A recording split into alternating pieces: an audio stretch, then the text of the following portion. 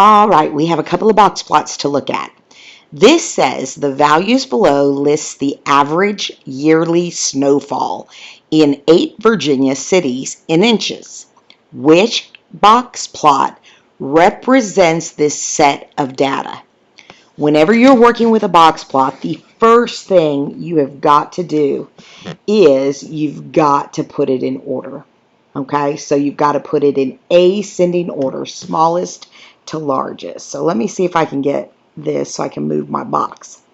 So as you look at this, you have a 12, and if I had a pen, I would mark that 12 off, but I don't.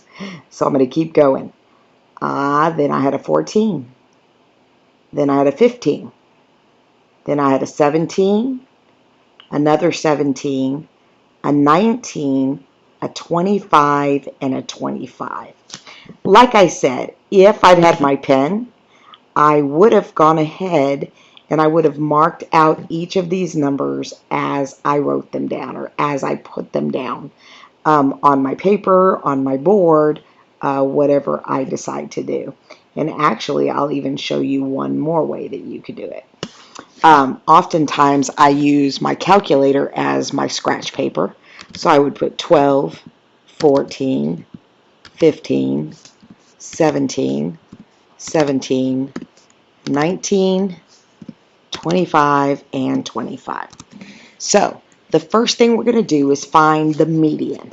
So that's going to be halfway down. So I've got 25 and 12, 25 and 14, 19 and 15, and 17 and 17, which means my median is right there.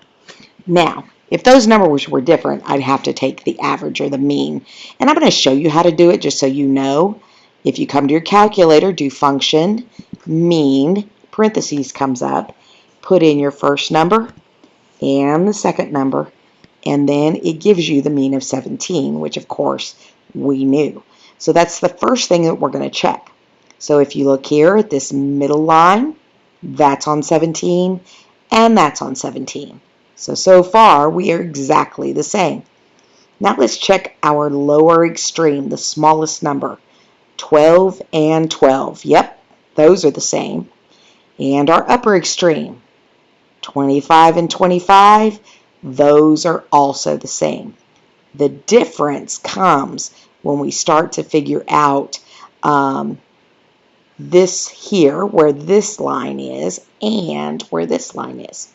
So to find this, we're going to take these 4 to the left. And we're going to go ahead and I'm going to use the same calculator. And we're going to go to the center. We've got 17 and 12 and 14 and 15. That mean is 14.5. So that means this has to be at 14.5, which is right about there. And this is at 14, so that's already a problem. So I think we know our answer is going to be A, but let's go ahead and try the upper quartile too. If we go, we've got 17 and 25, then 19 and 25. So 19 and 25 gives you 22. And if you'll notice, 22 is right here. This is at 19. So this is not correct. This is. So A is your choice. Make sure to look back over this a couple of times because it can get complicated.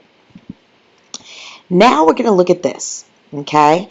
And I want you to understand that all box plots are going to display data with the same percentages, okay?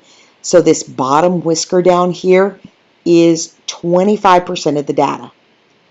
Then this lower quartile is 25% of the data. All right, and then this is 25% of the data. And finally, the last whisker is also 25. So when you add up all the data here, here, here, and here, you get 100%. Now what we're being asked here is to look and see. It says the box plot shows the shoe sizes for 13 members of the track team. What percent of the team wears a size 10 or less. So we're going to find our 10.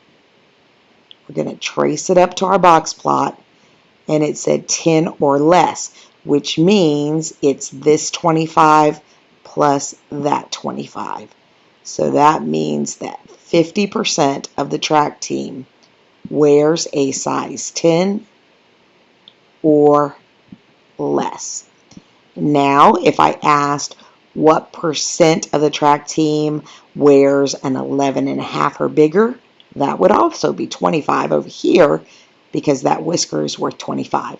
So you can go through and practice a little bit if you need to. Make sure to watch these twice.